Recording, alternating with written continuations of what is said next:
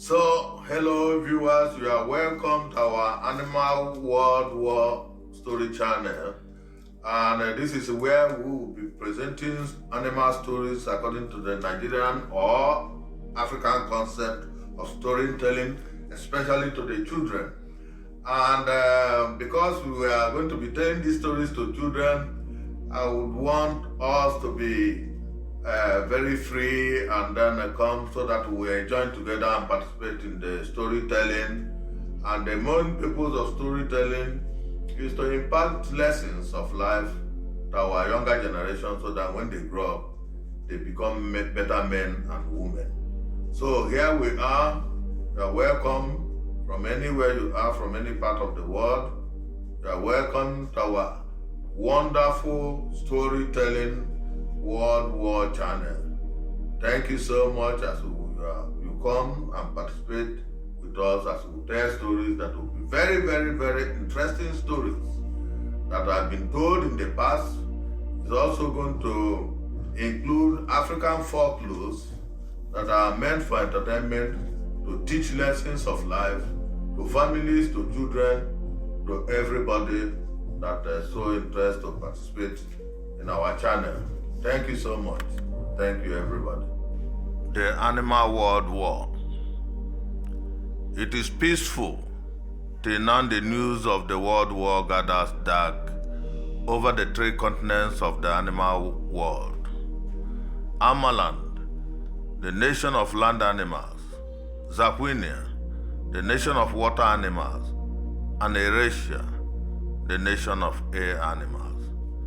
The Amaland king Domigan, an elephant, and the Zapunian king Megalod, a whale, have coincidental ambitions respectively. Each wants to create a world empire, a global realm or wreck that would control the entire peoples of the earth under a single world government, and therefore himself the king, to be called the king of the world. Both incite their citizens, raise great armies, and amass enormous materials for the world war, which would also conquer peaceful Eurasia and their king, Hugozone, and aged Pacific Ego. Local and international interests, as well as private characters and public figures, are active in the three nations. Benitos, a vulture, takes contracts of clearing corpses. Sadowin and all witnesses and reports deaths of family members. Bartholomew, a bat, manufactures and supplies arms to the warring nations. Titus, a lion, is the head of the land army. Chaka, a shark, is the head of water army. Theophilus, a turtle philosopher. Lady Morana, a dove peacemaker. Patrick, a parrot Eurasian foreign affairs minister.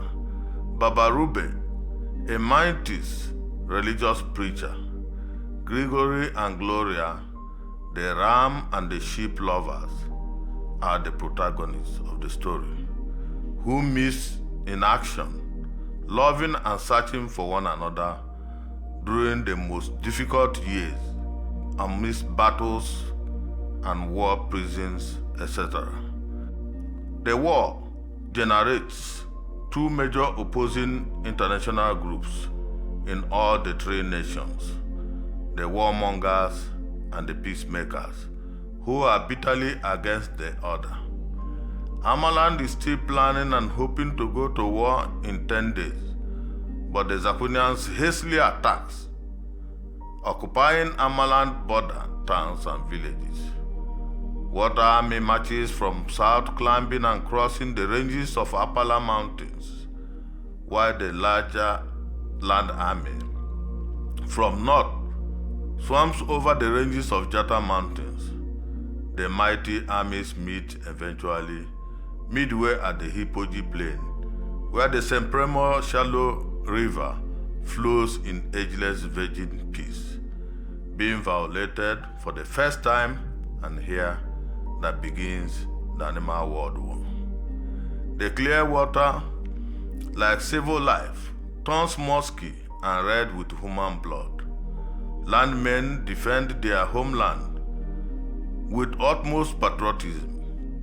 They slowly begin to drive the enemies backward, again into the sea. Yet they build the great bridge and enter the waterland.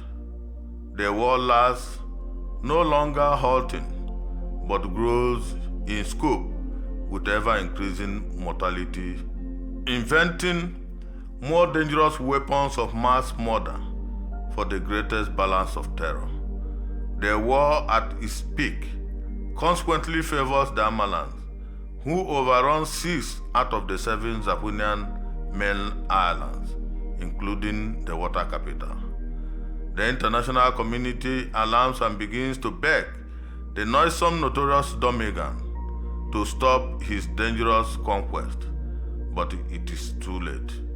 Domigan enters the 7th and last Zapunian island despite threat by the new Eurasian king, who intends to use the Eurasian newly acquired world power, wealth and might to demonstrate the recently invented atomic bomb to force the war with all its hostilities and casualties into a final end. The turning point eventually comes.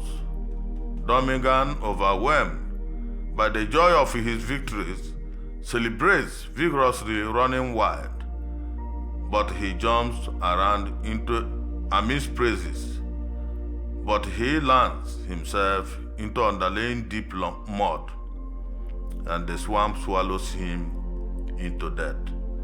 But a belated and combined rescue effort was just too late.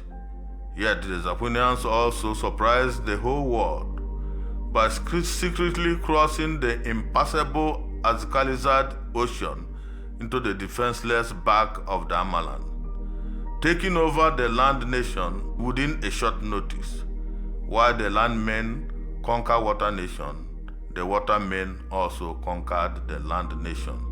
It is obvious that land life is not for water animals, and water life is not for land animals.